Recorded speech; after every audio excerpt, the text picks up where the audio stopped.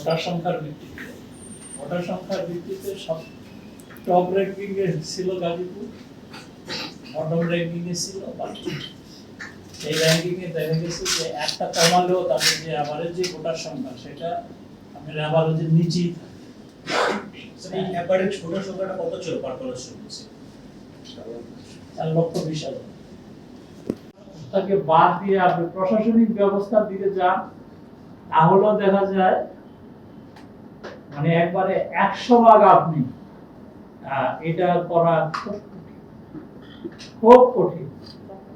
কারণ আমাদের দেশের জিওগ্রাফিক্যাল যে বৈশিষ্ট্য, সেই বৈশিষ্ট্যের কারণে আর আমাদের যে কি বলে যে প্রশাসনিক বিন্যাস, স্থানীয় সরকার ইউনিটগুলো, এগুলো ভৌগোলিক কারণে বা যে কোনো কারণে ইউনিফর্মিটিতে একটু বেশ কম আছে।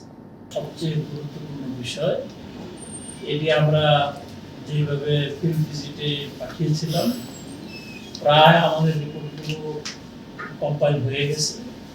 আমরা অল্প কিছুদিনের ভিতরেই বাকি কাজটুকু শেষ করতে পারছি।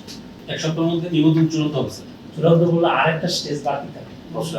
সেই স্টেজটা হচ্ছে যে ধরেন যেই রাজনৈতিক দল নিবন্ধনের শর্তগুলো হাসিল করতে সক্ষম হয়েছেন, তাদেরটা যদি আমরা নিবন্ধন দেওয়ার সিদ্ধান্তে আসি, তখন তাদের এটা একটা টিকিট করছেন।